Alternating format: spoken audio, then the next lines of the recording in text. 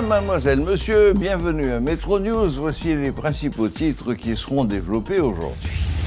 Le Conseil de sécurité de l'ONU s'est réuni une nouvelle fois ce mercredi afin de faire le point sur la situation qui prévaut actuellement en Haïti.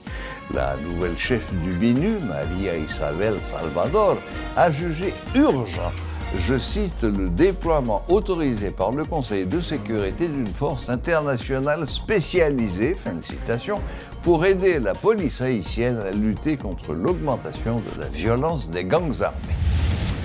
La police nationale invite les membres de la population à continuer de collaborer avec les forces de l'ordre afin de traquer les individus armés qui sèment la panique dans leur quartier. En même temps, elle exhorte la population à la vigilance.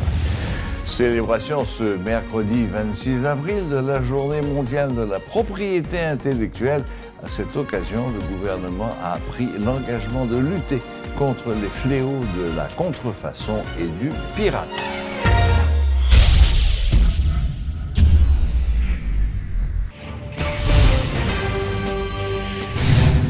Le Conseil de sécurité de l'ONU s'est réuni ce mercredi 26 avril sur la situation en Haïti.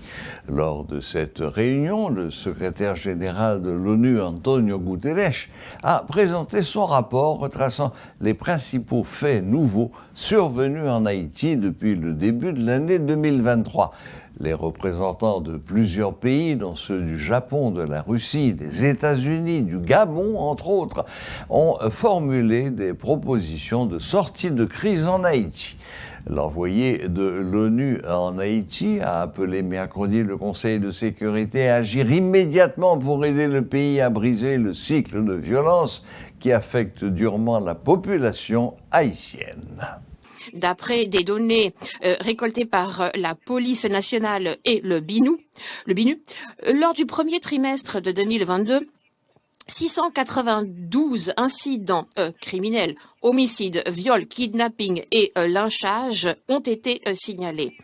Lors de la même période, en 2023, le nombre d'incidents criminels signalés était passé à 1647, soit le double.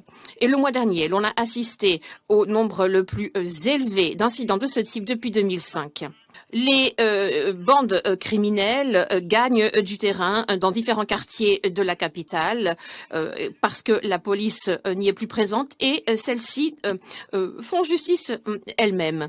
Cette dynamique a donc détricoté le tissu social avec les conséquences catastrophiques que cela a eu pour l'ensemble de la région. Il y a 2 jours de cela, vous le savez certainement, à Port-au-Prince, un groupe de civils a enlevé 13 personnes qui se trouvaient en garde à vue, les a passées à tabac et a brûlé leur corps. Le gouvernement continue d'essayer de faire la lumière sur ces incidents avec le concours de la police nationale. Malheureusement, celle-ci est en sous-effectif et elle n'est pas à même d'aborder les cas de violence et des activités criminelles. Pour l'instant, on essaie de contenir la sécurité, mais tout cela est temporaire. Il faut que la communauté internationale apporte son soutien à la police pour l'aider à juguler cette situation sécuritaire catastrophique. Et le temps presse. Il est donc urgent de permettre à Haïti de se sortir de l'impasse politique dans laquelle le pays se trouve. Il en va de la sécurité, mais aussi de la stabilité économique et sociale. Des violences sexuelles commises par des gangs armés. Ces incidents sont gravement sous-déclarés par rapport à d'autres types de violences en raison de la peur des représailles, de la stigmatisation par les familles et les communautés et la disponibilité limitée des services de santé et psychosociaux, entre autres facteurs. Il est essentiel que ces crimes ne restent pas impunis et que les auteurs de violences sexuelles soient traduits en justice. Près de la moitié de la population, c'est-à-dire 5,2 millions de personnes, a besoin d'aide humanitaire. Le nombre de déplacements internes a augmenté de 50% dans la commune de Port-au-Prince par rapport à novembre 2022. Quelques 39 000 cas suspects de choléra ont été signalés depuis la réapparition de l'épidémie en octobre dernier.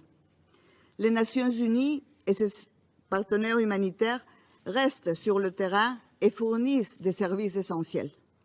Entre mars et avril, au moins 22 missions d'urgence ont été menées dans des zones contrôlées par des gangs à Port-au-Prince. To conclude, I would like to... Pour conclure, permettez-moi de souligner à quel point il est important de déployer une force internationale spécialisée si tant est que le Conseil de sécurité l'autorise. C'est ce qu'a encouragé le secrétaire général dans un courrier daté du 8 octobre 2022. Nous devons tout mettre en œuvre pour aider cette force à aider, à prêter main forte à la police nationale. Il faut absolument lutter contre la violence du fait des gangs. La situation sécuritaire qui se détériore rapidement implique que nous devons placer au cœur de nos priorités la situation en Haïti. Face aux incidents sécuritaires sans précédent, nous savons bien sûr que cela pourrait avoir un effet cascade dans l'ensemble de la région. Et le soutien du Conseil de sécurité reste essentiel car il permettrait de maintenir la sécurité, l'état de droit, la stabilité et la paix en Haïti. Monsieur le Président, Mesdames et Messieurs les membres du Conseil, le temps nous est compté. Le peuple haïtien mérite que nous venions à son secours sans attendre.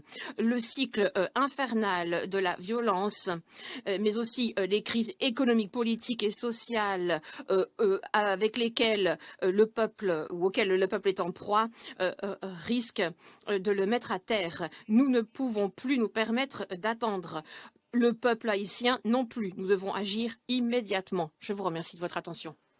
Le porte-parole de la police nationale, Gary Desrosiers, a présenté ce mercredi le bilan des opérations menées à Paco, Turgeau et Debussy. Selon lui, l'objectif était de déloger un gang qui voulait s'installer dans cette zone. Il exhorte les membres de la population à collaborer avec les forces de l'ordre afin de traquer les individus armés qui sèment la panique dans leur quartier. Toutefois, la vigilance est de mise, a-t-il précisé.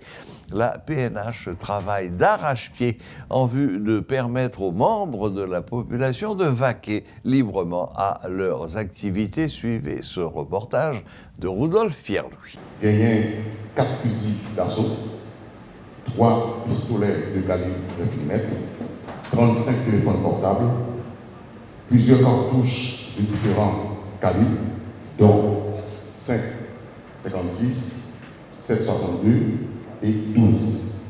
C'est un bilan de 2 jours, lundi 24 et mardi 25 avril, que le porte-parole de la PNH, Gary Desrosiers, a présenté à la presse. Des armes et des munitions qui ont été saisies au cours des opérations. Il y a plusieurs cartes mémoire, plusieurs chargeurs, radiocommunications, trousseaux de maisons, plusieurs, et puis plusieurs clés de véhicules. Il y a 3 policiers qui blessés lors de dernière opération de l'eau. Il y a 25 opérations qui faites, dont 10 à Paco, 9 Debussy, 6 villages Jodab, et 3 véhicules saisis. 2 journées sanglantes à Port-au-Prince qui ont été marquées par des échanges entre les groupes armés, la PNH et des membres de la population. Dans le quartier, les nouvelles de visage que nous parlons, les nouvelles d'activités qui ne sont pas habituées faites, ça doit attirer l'attention nous et mettre la police au courant. Et si nous avons de mauvais éléments qui viennent empêcher nous vivre tranquillement, population petit blanc, arrêtez-le, menez dans le commissariat qui est plus proche.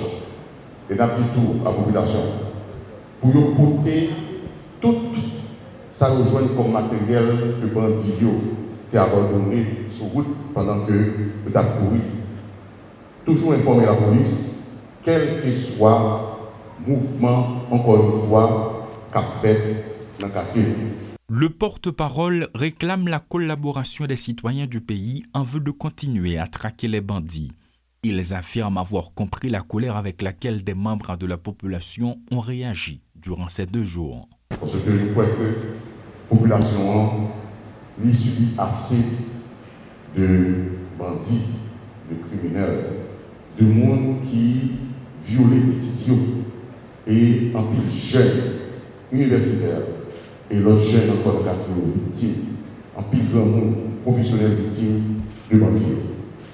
Il est important pour que nous continuions collaboration ça avec PNH là, parce que j'ai toujours dit que il y a un partenaire qui est important pour nous, bien que en matière de sécurité, il est important pour gagner ensemble de matériel, ensemble de partenaires, mais la population, c'est pour nous, un partenaire qui est sûr et nous, encore une fois, compter sur la collaboration. La PNH reste mobilisée et lance un appel aux citoyens de la capitale. Et l'opération pas camper, l'opération a continué. Parce que l'objectif, c'est pour nous permettre la population capable de nous souffler, capable enfin de vaquer librement dans l'activité.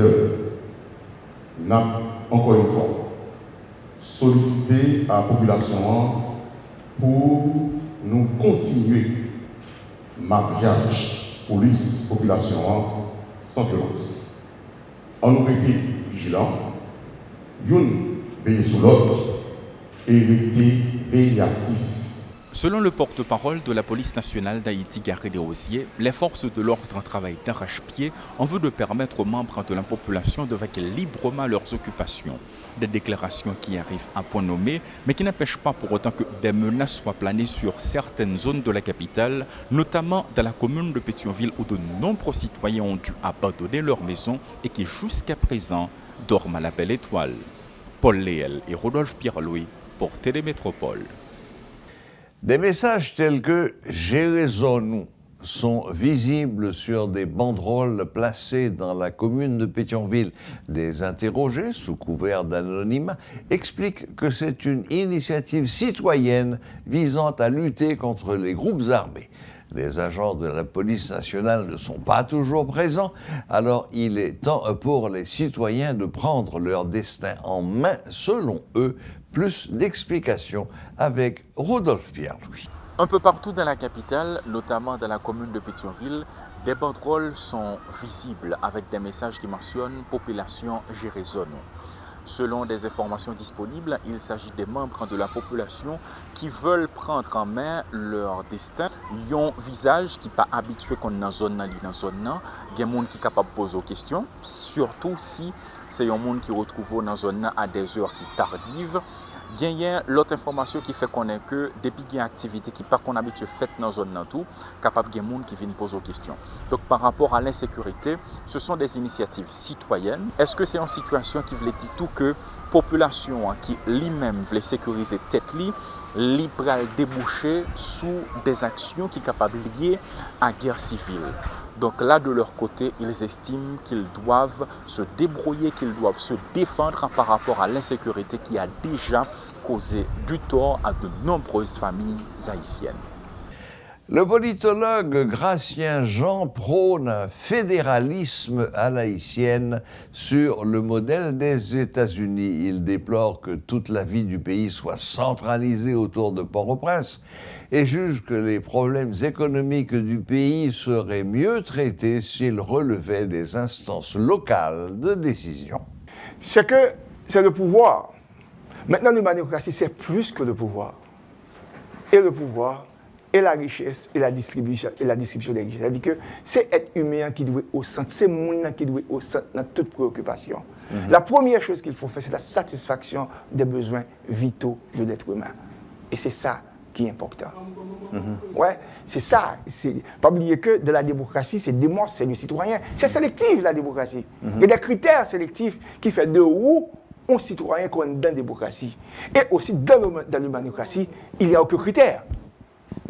Le seul critère qui existe, c'est que vous êtes un être humain. Ou vini, c'est pour vivre. Bon, c'est de besoins vitaux. Il faut que capable de satisfaire qui est tout naturel. Le boire, le manger, le dormir. Et à un certain moment, c'est naturel. L'éducation est secondaire. pas oublier que l'histoire n'est pas trop différente des États-Unis. Ouais, il n'est pas trop différent par rapport à côté nous sortir, mélange ça qui sortit. OK? Maintenant, il n'y a pas de différence nation, côté nous sortir, langue et autres pratiques. Mais il faut que les bagages soient capables de fédérer. Il faut, les États-Unis quand même, qui ont une stabilité parce que les États-Unis arrivaient à fédérer les sous-cultures. Civilisation côté sorti, l'autre côté qui est sorti. Tout le monde était avec culture payo. Culture payo, même s'il y a une imbrication qui est faite, mais il y a un bagage qui est très important que accorder, c'est cette autonomie de décider politiquement et surtout économiquement. Que il y a de richesses qui ont généré dans un côté, eh bien, il n'y a pas qu'à prendre toute richesse là, il y a le voler de l'autre côté.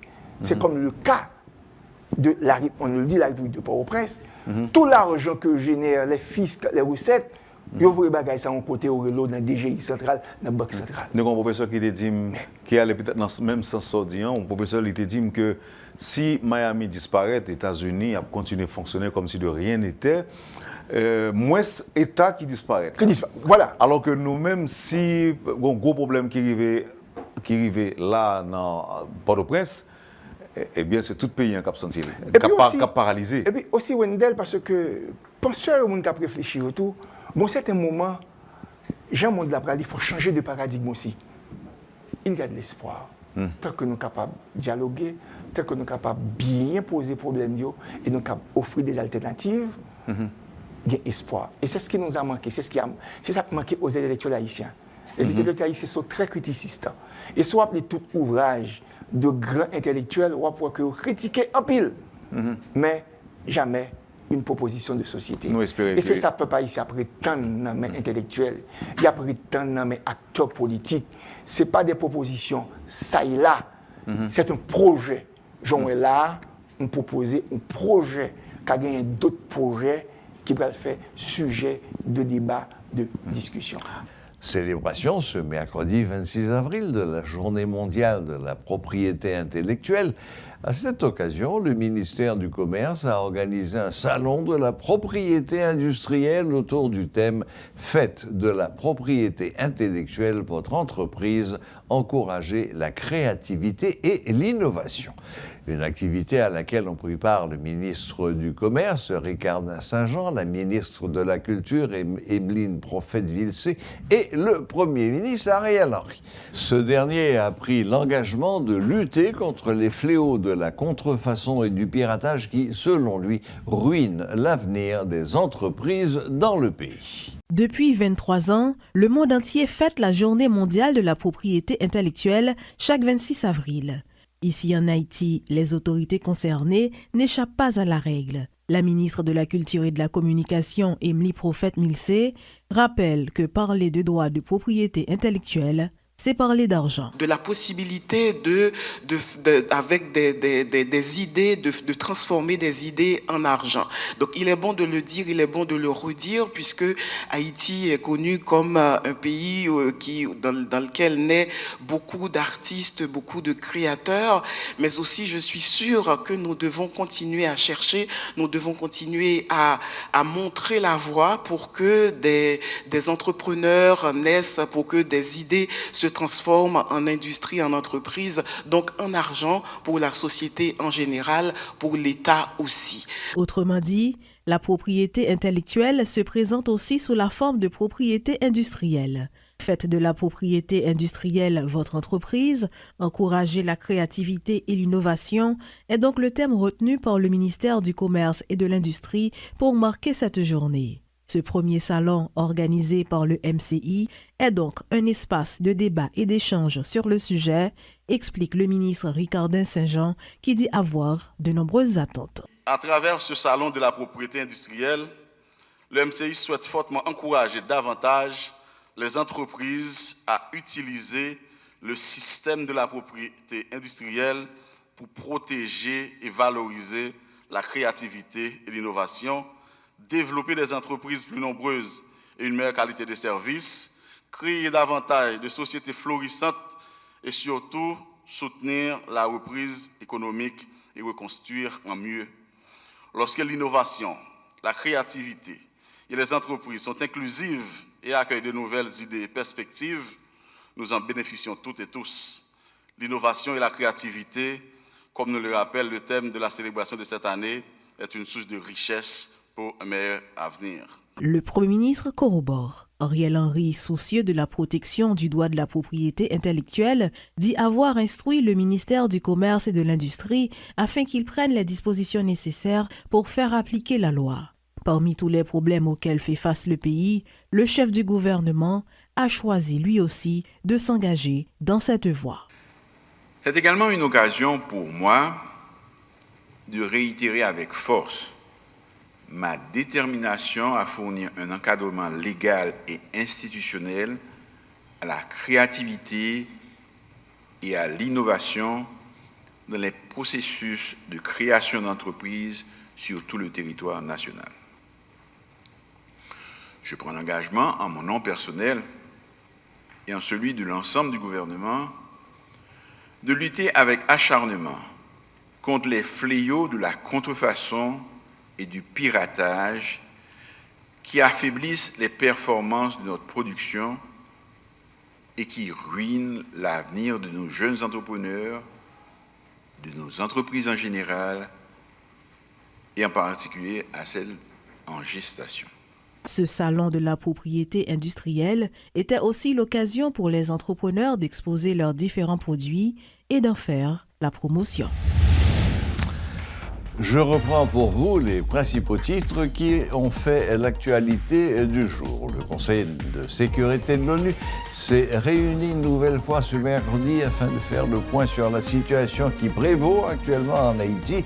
La nouvelle chef du BINUM, María Isabel Salvador, a jugé urgent le déploiement autorisé par le Conseil de sécurité d'une force internationale spécialisée pour aider la police à lutter contre l'augmentation de la violence des gangs. La police nationale invite les membres de la population à continuer de collaborer avec les forces de l'ordre afin de traquer les individus armés qui sèment la panique dans leur quartier. En même temps, elle exhorte la population à la vigilance. Célébration ce mercredi 26 avril de la Journée mondiale de la propriété intellectuelle. À cette occasion, le gouvernement a pris l'engagement de lutter contre les fléaux de la contrefaçon et du piratage. Voilà, la boucle est bouclée. Merci de nous rester fidèles et à la prochaine. Même heure, même chaîne.